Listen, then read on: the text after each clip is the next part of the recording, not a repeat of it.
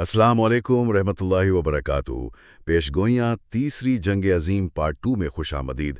حضرت مرزا طاہر احمد رحمہ اللہ نے 1991 میں اس حالات کی منظرکشی کی تھی جو آج سامنے ہو بہو آ رہی ہے۔ جی بالکل، مطلب جب ہم آج دنیا کو اور خاص طور پر مشرق وسطیٰ کو دیکھتے ہیں تو بظاہر یوں لگتا ہے کہ یہ سب اچانک ہو رہا ہے، لیکن ایسا بالکل نہیں ہے۔ صحیح۔ تاریخ کے اوراق کو اگر غور سے پڑھیں تو پتہ چلتا ہے کہ آج کا ہر تنازع اور ہر معاشی بحران ماضی کی ان بنیادوں پر کھڑا ہے جنہیں باقاعدہ دہائیوں پہلے استوار کیا گیا تھا۔ تو ہمارا آج کا مقصد بھی یہی ہے کہ ہم کسی سیاسی یا مذہبی بحث میں فریق بنے بغیر ان تاریخی حقائق اور پیشگوئیوں کا جائزہ لیں جو آج کے منظرنامے کی اصل بنیادیں ہیں۔ چلیں اس بات کی گہرائی میں چلتے ہیں۔ جی ضرور۔ مطلب ایک ایسا عالمی منصوبہ جس کا مقصد دنیا کے خطوں کو تقسیم کر کے ایک بڑی عالمی تنظیم کے ذریعے کنٹرول کرنا تھا۔ یہ سننے میں کسی فلم کی کہانی لگتی ہے، لیکن 19ویں صدی کے آخر میں برطانیہ کے سابق وزیر اعظم بنجمن ڈزرائیلی کا ایک تبصرہ اس حوالے سے بہت کچھ واضح کر دیتا ہے۔ دیکھیں، ڈزرائیلی کا وہ تبصرہ واقعی بہت گہرا تھا۔ انہوں نے جب اس مخصوص مسودے کو دیکھا جسے ایک عالمی منصوبہ قرار دیا جاتا تھا تو انہوں نے دو ہی صورتیں بیان کی تھیں۔ اچھا، وہ کیا تھیں؟ پہلی صورت یہ کہ یہ منصوبہ واقعی انہی طاقتور لوگوں کا تیار کردہ ہے، کیونکہ اس مسودے کے سامنے آنے کے بعد دنیا میں جتنے بھی بڑے واقعات ہوئے وہ بالکل اسی ترتیب سے ہوئے جو اس دستاویز میں درج تھے۔ یہ تو ایک طرح سے تاریخ نے خود اس خاکے کی تصدیق کر دی۔ اور دوسری صورت انہوں نے یہ بتائی کہ اگر یہ کسی گروہ کا منصوبہ نہیں ہے تو پھر یہ لازماً کسی بہت ہی سچے انسان یا نبی کی پیشگوئی ہو سکتی ہے جسے خدا کی طرف سے یہ علم ملا ہو، کیونکہ ایک عام انسان کے لیے اتنی دہائیوں پہلے آنے والے حالات کی اتنی درست منظرکشی کرنا ممکن ہی نہیں ہے۔ یہ تو واقعی سوچنے کی بات ہے کہ ایک عالمی طاقت کا سربراہ خود اس حد تک حیران تھا۔ اچھا، اسی دوران 1905 کا سال بھی اس پوری بحث میں بہت اہمیت رکھتا ہے۔ ایک طرف یہ خاکہ دنیا کے سامنے آتا ہے اور دوسری طرف ایک بالکل متضاد پیشگوئی سامنے آتی ہے۔ بالکل۔ 1905 میں جب انگریزی زبان میں وہ مسودہ شائع ہوا جس کا مقصد دنیا پر فری میسن مسلط کرنا تھا تو حیرانگی طور پر اسی سال برے صغیر کے ایک چھوٹے سے گاؤں قادیان میں ایک غیر معمولی الہام منظر عام پر آتا ہے۔ اس پیشگوئی کے واضح الفاظ تھے کہ فری میسن مسلط نہیں کیے جائیں گے۔ ایک منٹ یہاں رکتے ہیں۔ 1905 کے برے صغیر میں جہاں مواصلات کا کوئی نظام نہیں تھا، وہاں فری میسن جیسے لفظ کا استعمال ہونا ہی اپنے آپ میں ایک بہت بڑی بات لگتی ہے۔ میں بھی یہی سمجھتی ہوں۔ اس دور کے برے صغیر میں شاید ہی کسی کو ان عالمی مقاصد کا علم ہو، اور وہاں یہ واضح اعلان کرنا کہ یہ استحصالی منصوبہ بآخر ناکام ہوگا ایک غیر معمولی دعویٰ تھا۔ بالکل۔ لیکن اس پیشگوئی کا ایک اور پہلو بھی تھا۔ اس میں یہ بھی واضح کیا گیا تھا کہ یہ منصوبہ اپنی طبعی موت مرنے سے پہلے دنیا میں ناقابل تصور تباہی مچائے گا۔ کیا یہ وہی تباہی ہے جسے زلزلوں اور آتش فشاں پھٹنے جیسی علامات سے تشبیہ دی گئی تھی؟ جی، یعنی یہ ارضیاتی تبدیلیاں نہیں تھیں، بلکہ یہ دنیا میں برپا ہونے والی خوفناک جنگوں اور انسانی خون ریزی کی علامات تھیں۔ یہ منصوبہ اپنے عروج پر پہنچے گا، قومیں ٹکرائیں گی، اور ان سب ہولناکیوں کے بعد جا کر یہ نظام ناکام ہوگا۔ اور پچھلی ایک صدی کی تاریخ اسی خون ریزی کا تسلسل نظر آتی ہے۔ اب اگر ہم اس منصوبے کے عملی اطلاق کی طرف آئیں اور خاص طور پر مشرق وسطیٰ کو دیکھیں تو 1897 کا سال بہت اہم ہے۔ اگر ہم اسے وسیع تر تناظر میں دیکھیں تو 1897 کی پہلی سائیونی کانگریس جو سوئٹزرلینڈ کے شہر باسل میں ہوئی، وہاں ایک باقاعدہ بیج بویا گیا جس کا مقصد ایک مخصوص ریاست کا قیام تھا۔ لیکن صرف کانگریس سے تو ریاستیں وجود میں نہیں آتی۔ بالکل صحیح کہا آپ نے۔ اس بیج کو پروان چڑھانے کے لیے عالمی طاقتوں کے گٹھ جوڑ کی ضرورت تھی، اور یہی وہ موڑ ہے جہاں 1916 اور 1917 کا دور تاریخ کا رخ موڑ دیتا ہے۔ یعنی پہلی جنگ عظیم کا دور جہاں میزوں پر بیٹھ کر دنیا کے نقشے بدلے جا رہے تھے۔ 1916 میں شریف مکہ اور برطانیہ کے درمیان ہونے والے مک موہن خطوط کا اس کھیل میں کیا کردار تھا؟ یہ خطوط دراصل وہ پہلا بڑا سیاسی جھانسا تھا۔ برطانیہ کے ہائی کمشنر سر ہنری مک موہن نے شریف مکہ کو پیشکش کی کہ اگر عرب عثمانی سلطنت کے خلاف بغاوت کر دیں تو جنگ کے بعد برطانیہ ایک آزاد عرب ریاست قائم کرنے میں ان کی مدد کرے گا۔ لیکن پردے کے پیچھے تو ایک بالکل ہی مختلف کھیل کھیلا جا رہا تھا۔ عربوں کو آزادی کے خواب دکھائے جا رہے تھے اور دوسری طرف کچھ اور ہی ہو رہا تھا۔ یہی تو سفارتی دوغلی پالیسی کی انتہا ہے۔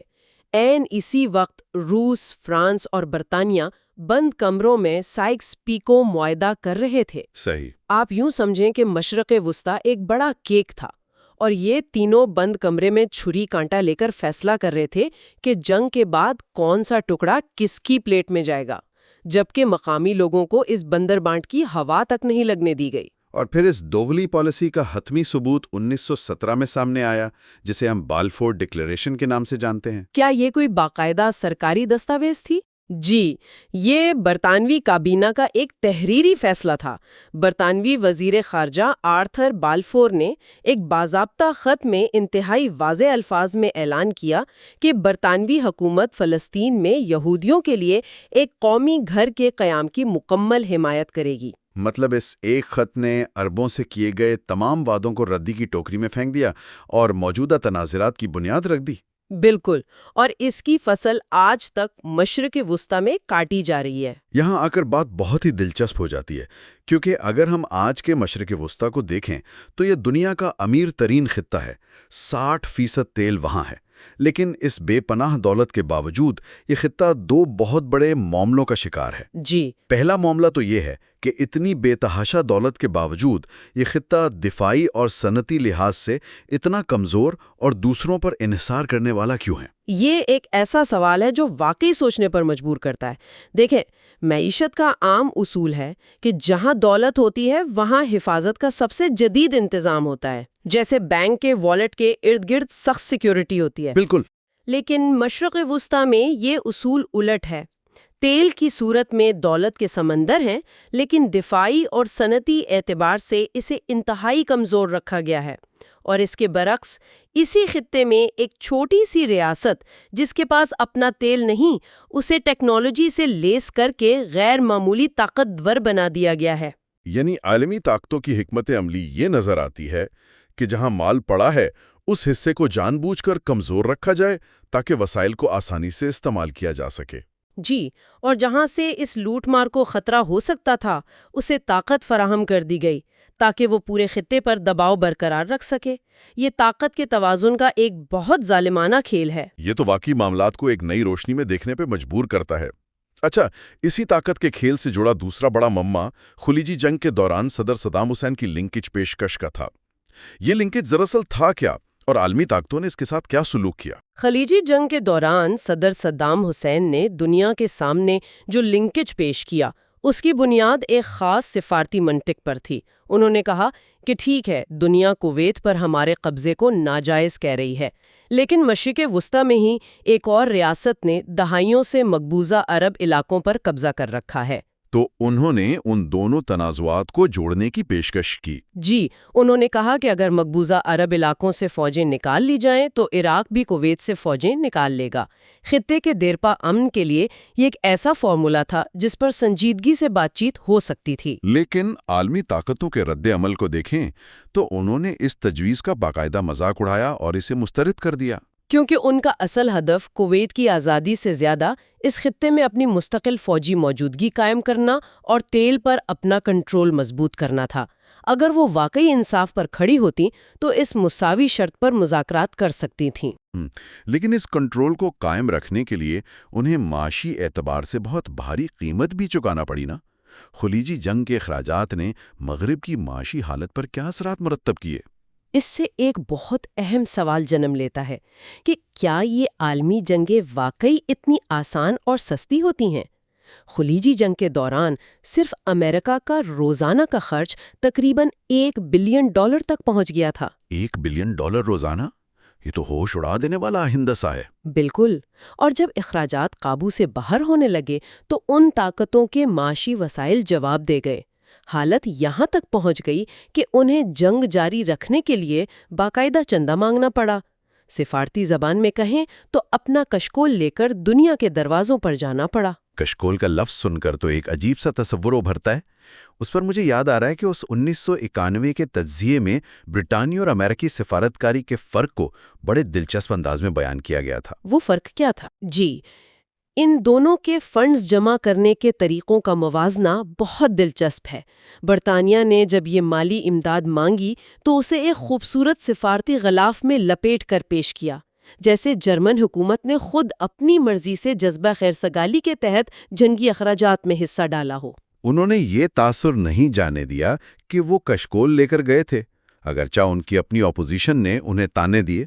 اور اس کے برعکس امریکہ کا انداز کیسا تھا؟ امریکہ کا انداز بہت مختلف اور اکھڑ پن کا شکار تھا، جسے مقامی زبان میں ڈنڈا فقیر کا انداز کہا جاتا ہے۔ وہ بھیک مانگتے وقت منت سماجت نہیں کرتا، بلکہ ڈنڈا پکڑ کر دھمکی دیتا ہے۔ یعنی انہوں نے سیدھی دھمکی دی دنیا کو؟ بالکل، انہوں نے ٹو ٹوک الفاظ میں دنیا کو بتایا کہ ہم نے طے کر لیا ہے کہ بل کون دے گا، اور اگر کوئی ملک حصہ نہیں ڈالے گا تو وہ مستقبل میں امریکی دفاعی چھتری اور تجارتی مراعات بھول جائے۔ اور اس طرح کی دھونس اور دوہرے معیارات کا حتمی نتیجہ کیا نکلا؟ عالم اسلام اور خاص طور پر پاکستان جیسے ممالک میں عوام کے ذہنوں پر اس کا کیا اثر ہوا؟ اس کا نتیجہ مغربی طاقتوں کی ساکھ کے لیے تباہ کن ثابت ہوا۔ جو لوگ پہلے امریکہ کو ترقی کا ضامن سمجھتے تھے، ان واضح دوہری پالیسیوں کے بعد وہاں ایک شدید نفرت اور بے اعتمادی کی لہر دوڑ گئی۔ دنیا پر یہ تاثر گہرا ہو گیا کہ ان کے انسانی حقوق کے دعوے صرف ان کے اپنے استحصالی مفادات کے گرد گھومتے ہیں۔ تو اس سب کا آخر مطلب کیا ہے؟ ہم اس طویل تاریخ اور سفارتی رویوں سے کیا سبق سیکھ سکتے ہیں؟ اس تمام تاریخی جائزے کا نچوڑ یہ ہے کہ دنیا میں امن کبھی بھی ظلم اور طاقت کے اندھے استعمال سے قائم نہیں کیا جا سکتا۔ پائیدار امن صرف انصاف کے قیام سے مشروط ہے۔ جب تک بڑی طاقتیں تنازعات کی اصل وجوہات کو تسلیم نہیں کرتیں اور مساوات پر مبنی حقیقی حل اختیار نہیں کرتیں، دنیا یوں ہی خون ریز جنگوں کا شکار رہے گی۔ واقعی، اگر عالمی طاقتیں پچھلی ایک صدی سے مخصوص خطوں کو جان بوجھ کر کمزور رکھنے کی حکمت عملی پر کامیابی سے عمل پیرا ہیں، تو آج کی یہ موجودہ عالمی تنازعات دراصل اگلی صدی کا کون سا نیا نقشہ ترتیب دینے کی تیاری کر رہے ہیں؟ خیر، یہ ایک ایسا سوال ہے جو ہمیں بہت کچھ سوچنے پر مجبور کرتا ہے۔ جی، یہ ایک انتہائی فکر انگیز بات ہے۔ اور آخر میں ویڈیو پسند آئے تو کامنٹ میں اپنا فیڈ بیک ضرور دیں۔ چینل کو سبسکرائب اور ویڈیو کو شیئر ضرور کریں تاکہ اگلی ویڈیو کا نوٹیفیکیشن بر وقت مل سکے۔ YouTube channel message of Islam.